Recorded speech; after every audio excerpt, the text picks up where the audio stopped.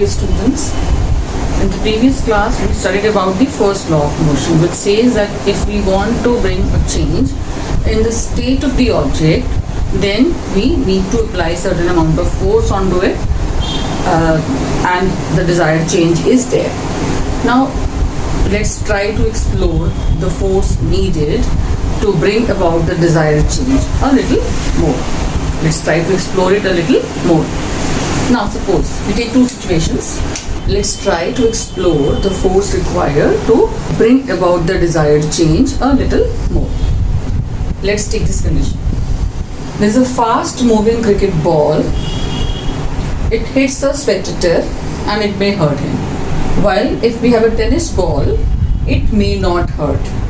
Now what can be the possible cause? If the two are moving at the same speed, the possible cause immediately that comes to our mind is that probably this tennis ball is lighter. So it did not cause that much of pain like a cricket ball does, because it is heavy. So there is something called, this is something like we can say mass decides this impact of force being caused in this particular situation. Now there's one more example for you. There's a truck at rest. At rest. It does not require any attention. While the same truck, if moving at a speed of 1 meter per second, may kill a person standing in its path. Now, over here, in both the situations, when the truck is at rest or the same truck now moving at 1 meter per second, it is not the mass that is changing, right? It's the same truck. Mass remains the same, but what changes is the velocity of the truck.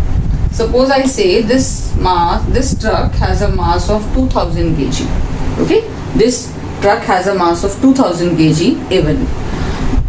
Yeah, when it has a velocity of say 0 meter per second, this is not causing any harm to us, but with a velocity of 1 meter per second, same truck causes the harm. Now what is this impact of force? This impact of force by Newton was named as a term called momentum. Okay, let's study in detail about this momentum. He defined this term momentum as the product of mass and velocity. These two terms decide the impact of force. Okay, impact of force. So this is one quantity which relates the mass and velocity of an object. He defined it as the product of mass and velocity. If we talk about the unit of momentum, if we talk about the SI unit of momentum, it should be unit of mass into unit of velocity.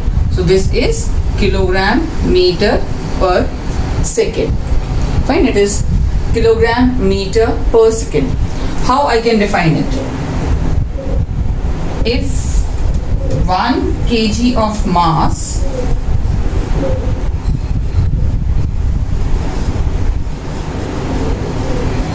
moves with a velocity of 1 meter per second, then we can say the object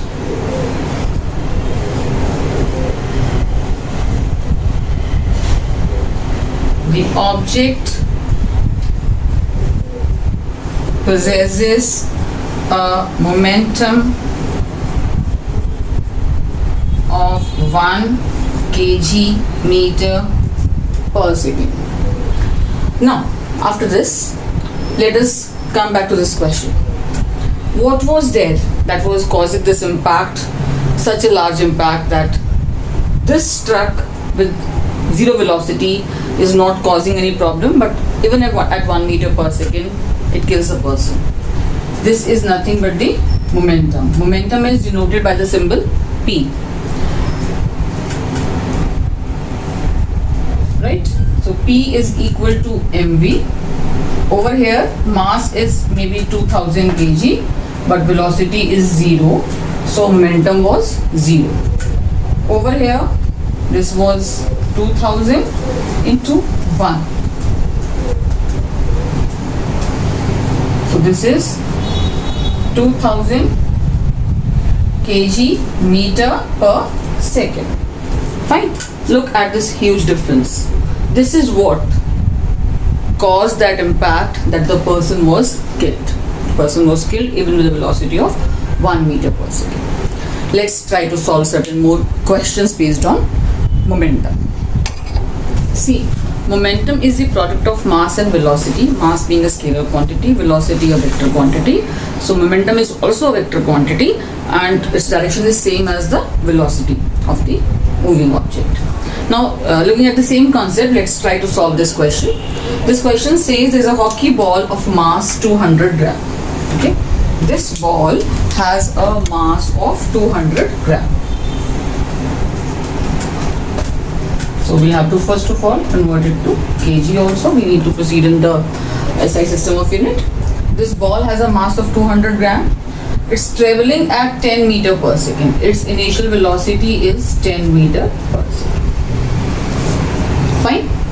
It's traveling at, this ball is traveling at 10 meter per second on the surface. It's struck by a hockey stick. It is struck by a hockey stick and it returns so as to return it along the original path. Now this ball was moving in this direction and there's a hockey stick, you can say, it strikes it and this ball now goes back in this direction. Fine, it goes back in this direction and now the velocity is 5 meter per second. So what is the final velocity? 5 meter per second. But remember, as I said, it's a vector quantity and this time direction has changed. So this must be minus 5. If we take the initial velocity direction as positive, this direction will have to take it as negative. So V is minus 5 as the ball has changed its direction of motion after it has been hit by the hockey stick. Now this is velocity is minus 5. You have to calculate the magnitude of the not the direction of change of momentum. So what is the change in momentum? Change of momentum will be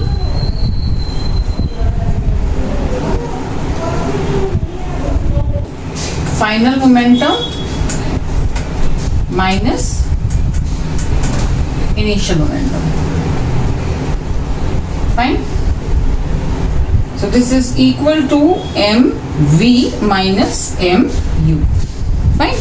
So I can say this is 0.2 kg into minus 5, 0.2 kg into 10. Right? So this is minus 1, minus 2, minus 3 kg meter per second. So what concept we need to remember here, that otherwise the question is not difficult. We just need to remember this point, that velocity has changed along with the direction here. Okay, so velocity is 5 meter per second in the opposite direction. This concept we need to take care of when we are solving this question, that we have to take this negative sign here and we find that there is a change in momentum of minus 3 kg meter per second. The magnitude is 3 kg meter per second. Right? Okay.